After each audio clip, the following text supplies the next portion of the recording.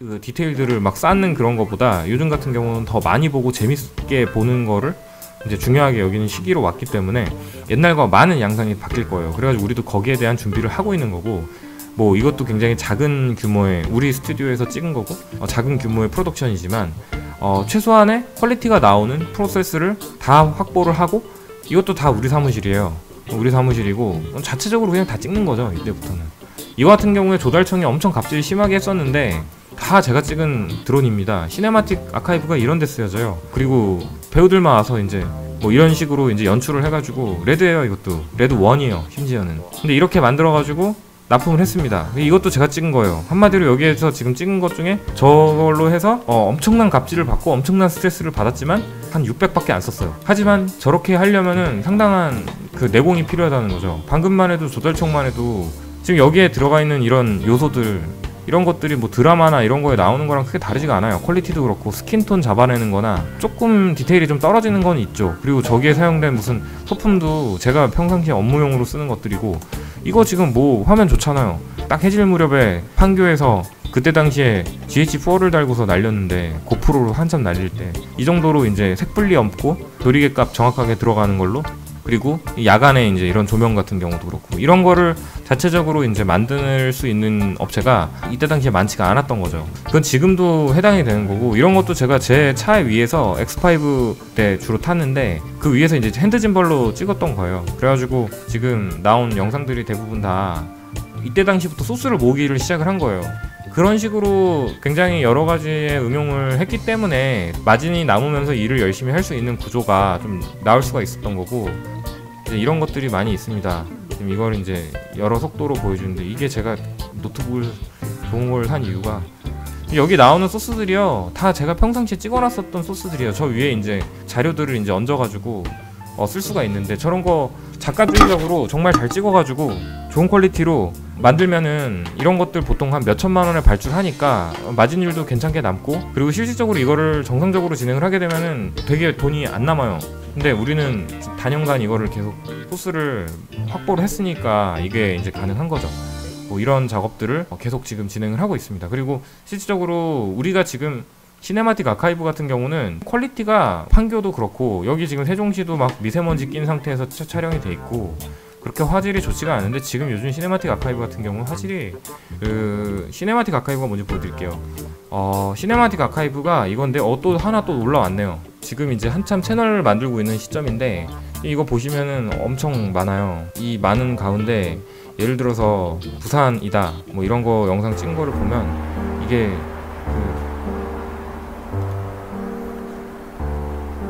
이제 2018년에 컬러팅인 건데, 무엇보다 촬영자들이나 직접 작업을 하는 사람들의 퀄리티가 확 올라간 거죠. 이런 판단을 내리기가 쉽지가 않아요. 이런 날씨에 이 계절에 이 순간에 이런 그 카메라로, 이런 그 ND 필터든 이런 카메라 조건으로 촬영을 하면 최적의 결과물이 나온다. 이제 그런 부분을 계산해서 촬영을 하는 게 그렇게 쉬운 일이 아닌데, 그런 부분에 대한 데이터를 다 갖고 있어서 이런 장면들을 이제 계속 찍어내는 역할을 하는 게 지금 우리가 단연간 쌓여왔던 노하우가 되는 거고 데이터가 되는 거죠. 그러면은 만약 뭐 부산 홍보 영상이 나오던, 지금 문화관광부라든지 국토부라든지 여러 가지 우리 각각 기관들 지금 작업을 하는 이런 과업들이 이제 우리의 이런 퀄리티를 알기 때문에 우리를 믿고 맡기는 거지, 뭐 아무데나 아무렇게나 띄우고 이런 업체를 이제 그냥 시키진 않겠죠. 근데 그런 거와 마찬가지로 굉장히 계산된 영상이에요. 이 영상도 보면은 이거 만든 그림이에요. 딱 여기서 만약 옛날 같은 경우에 이제 그레디언트 필터 하나 써가지고 여기 조금 어둡게 만들고, 근데 구름이 마치 이거 DI로 합성한 것 같잖아요. 지금 이 상태로 그냥 광고 송출해도 문제 없어요. 컬러만 살짝만 잡으면 된다는 얘기죠. 그럼 이런 퀄러티로 나가면 이거 한 200만 원에도 팔아도 리저너블 하다고요. 근데 이건 약간 부족하죠. 여기 물 부분에 뭐 약간 색감을 좀 집어넣다거나, 근데 여기 지금 보면 색감이 상당히 하이 퀄러티예요. 이거는 뭐 DI실에 가져가고 CG실에 가져가도 여기에서 이런 부분만 때깔 조금 잡지, 그리고 전체적인 약간 톤을 잡는 거지, 지금 피사체 자체가 괜찮고 빛 조건 자체가 괜찮다고요. 이게 제일 기본이란 말이에요. 이 기본을 제일 잘하고 나서 그 위에다 모션을 넣고 디자인을 넣고 뭘 하는 게 제일 중요한 거지, 절대 그냥 막 모션만 이쁘다 뭐 한다 하는 거를 절대 비싸게 사지 않습니다. 앞으로 더더욱이 그럴 거예요.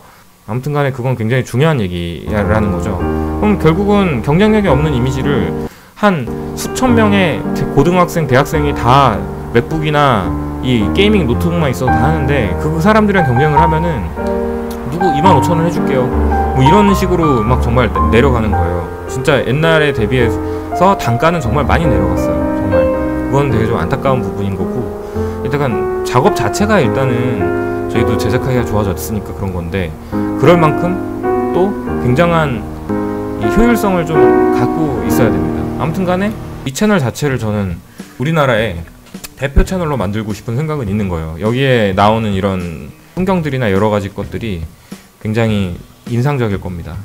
이 채널은 조금 구독하는 것도 좀 좋을 거예요. 앞으로도 여러 개의 영상들이 하루에 몇 개씩 업데이트가 될 거예요. 왜냐면 그만큼 우리가 찍은 게 많아서 그래요.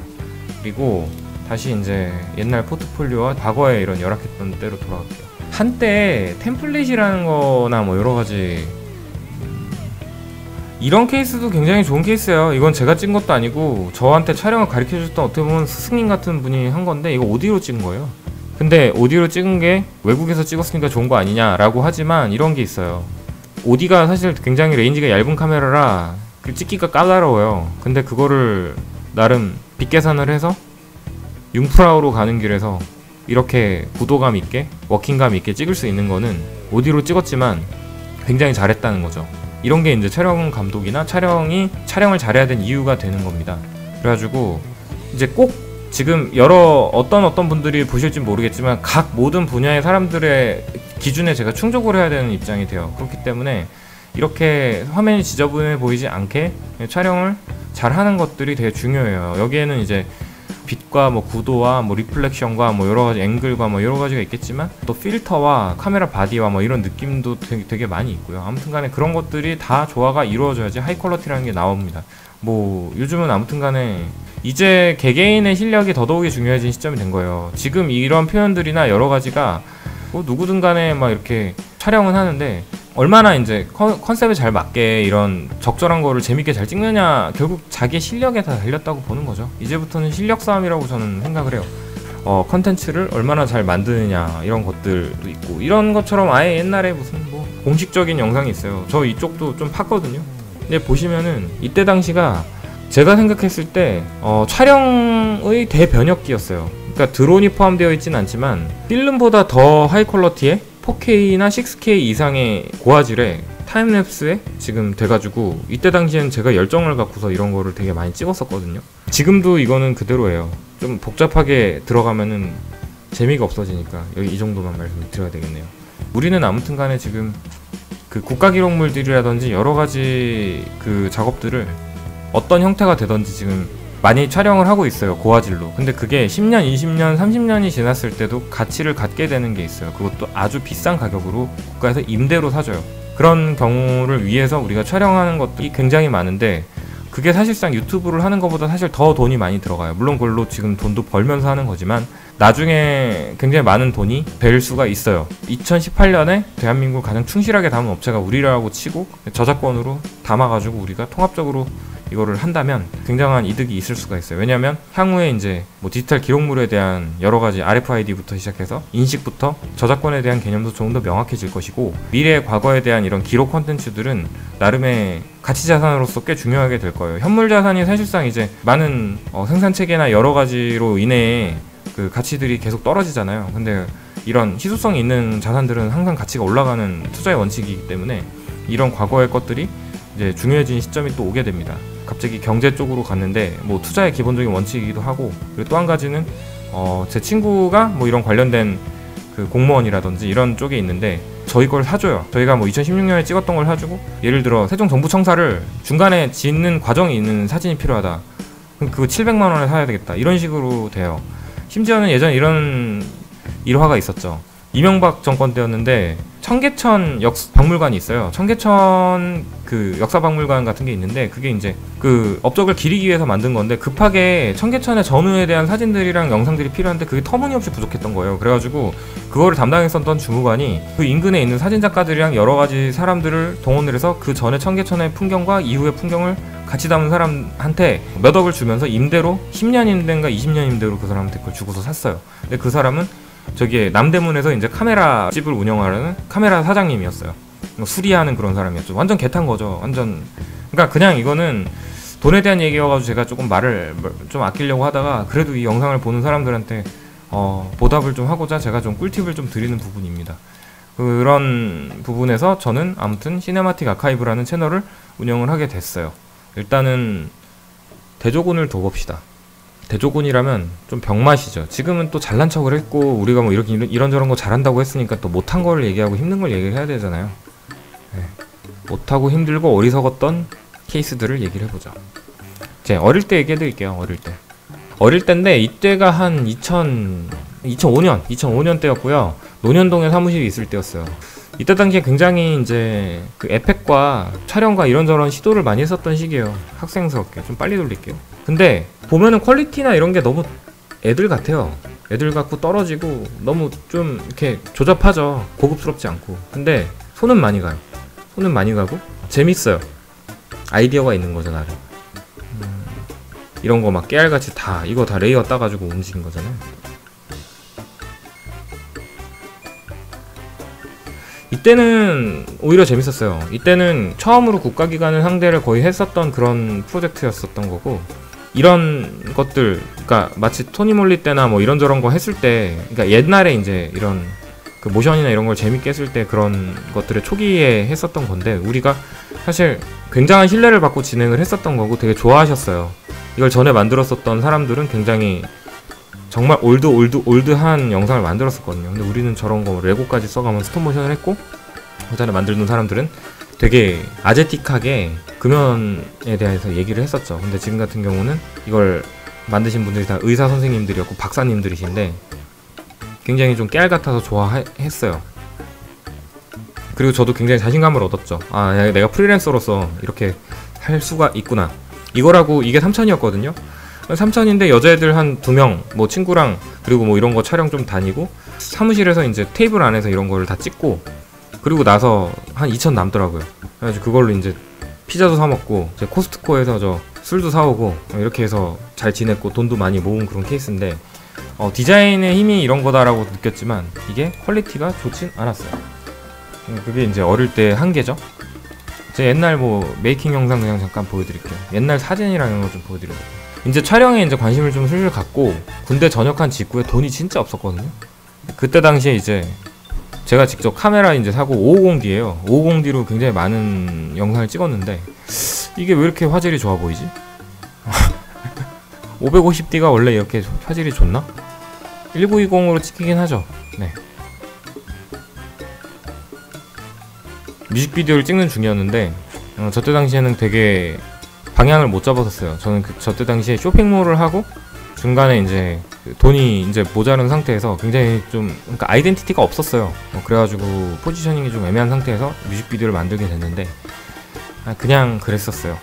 그랬었고 옛날에 일을 했었던 걸 좀 보여드릴게요. 지금 이분이 이제 황 실장입니다. 저랑도 아직도 친하게 지내고 있고 저랑 같이 일도 하고 있죠. 그랬었고 옛날에 우리 사진들을 한번 볼까요? 싸이로 보죠. 예전에 싸이가, 이게 제가 두 번째 싸이인데 첫 번째 싸이는 130만 명이었어요. 방문자가. 나름 이제 어느 정도 인지도가 있는 싸이였는데, M2E에 대한 기록이겠죠? M2E 웍스, M2E가 뭘 했는지 보자고요. 2014년에 BMW X5를 타고 다녔고, 이때만 해도 아우디를 타고 다녔고, 쿨K랑 같이 있었고, 그리고 이때 한참 프로덕션을 계속 하고 있었죠. 아까 얘기했던 것처럼 나름 프로덕션 체계가 갖춰졌기 때문에 우리가 할 수 있는 것들을 적극적으로 하기 시작을 했어요. 그것도 나름 폼나게. 네, 이때 뭐 나름 2011년이잖아요. 그때 이제 전역하고 나서 이런저런 일을 하고, 아무튼 이 당시 이전을 보여드리고 싶은 거예요. 이 당시 이전이라는 게 20대 때죠. 제가 왜 자꾸 20대 때 얘기를 먼저 하냐면, 제가 한 번도 20대 때에 대한 이런 돌아봄이 좀 없었어요. 그리고 기록도 남기지 않았고, 허경영이랑 작업한 것도 좀 있었고요. 그리고 또 공감대라는 거를 좀 만들고 싶은 게 좀 있는 거예요. 여기가 우리 옛날의 사무실인데 이런 것들이 사진이 링크가 딱 되면 싸이도 칭찬해줄 만한데 이상한 사진 링크가 되네. 그냥 볼게요. 아무튼 여기가 옛날에 우리의 사무실이었어요. 한 달에, 논현동이었고요. 한 달에 3,000에 230이었나? 그 정도인데 옥상을 쓸 수가 있었어요. 40평대, 그러니까 두 개를 쓰니까 한 60평대 썼죠. 좋았던 것이고, 여기가 저의 돈에 1억을 날린 그런 미친 사무실이었습니다. 예, 그리고 링크만 잘 걸려도 재밌는 사진 보여드릴 게 꽤 있는데, 홍철이 형이에요. 노홍철인데 이 형이 우리 학교 선배거든요. 그래가지고 사무실에 놀러 왔었는데 그때 뭐 이런저런 얘기를 했었죠. 2005년 생각보다 볼 게 없네요.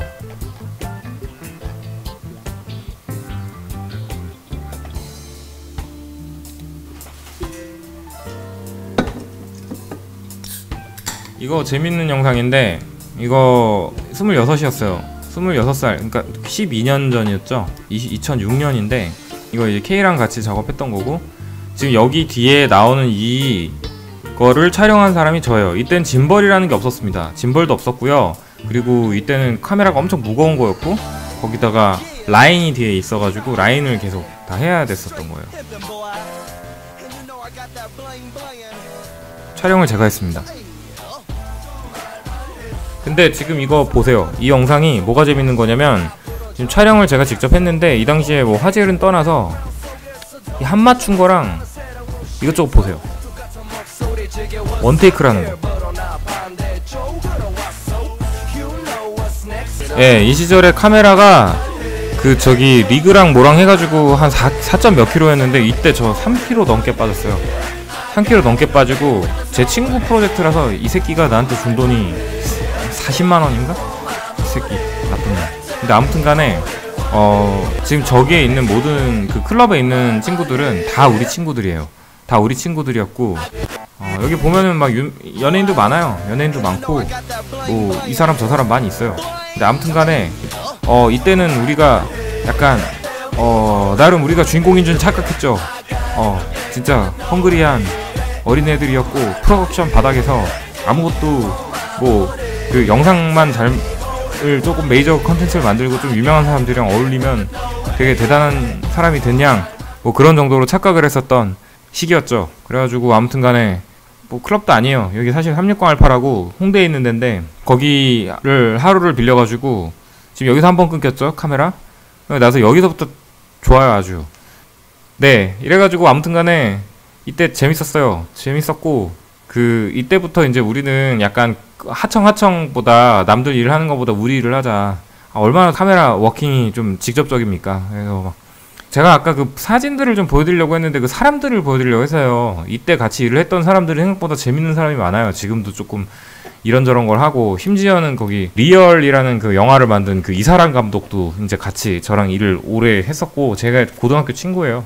가지고 그런 얘기도 좀 할 겸 사진을 좀 보여드리려고 했는데, 안타깝게도 그 사진이 지금 없네요. 근데 뭐 예를 들어 뭐 이런 건 있죠. 우리가 전에 이제 자체 브랜드를 했었을 때 로토코 인티모라는 이런, 제가 쇼핑몰을 한 적이 있었는데 이때 이제 하진 않았고, 친구가 하는 거에 이제 갑자기 대박이 났다 그래서 제가 영상을 맨날 밤새면서 하니까 너무 힘들고 돈도 안 되고 하니까 언젠가 영상 집어치우고서 이제 다른 일을 하고 싶었던 그 시기가 딱 이때였는데, 그때 이제 로토코라는 걸 했고, 거기에 속옷 브랜드를 만들었는데 그걸 누구랑 같이 했냐면 이 우성이 형이랑 정재영이랑 같이 했어요. 그래서 우성이 형이랑 정재영이랑 같이 뭐 술도 마시고 막 이렇게 눈빛 마주쳐서 건배도 하고 막 이런 거를 같이 했는데, 그 눈빛에 저 하이라이트가 있더라고요. 진짜 와, 눈빛만으로도 아주 그냥 넘어갑니다 그냥. 예, 아무튼 그렇게 좋았고요. 뭐 그때 이제 K도 되게 많이 이제 잘 나갔었고, 그리고 아무튼 간에 좋은 추억으로 남아 있었던 그 시기였죠.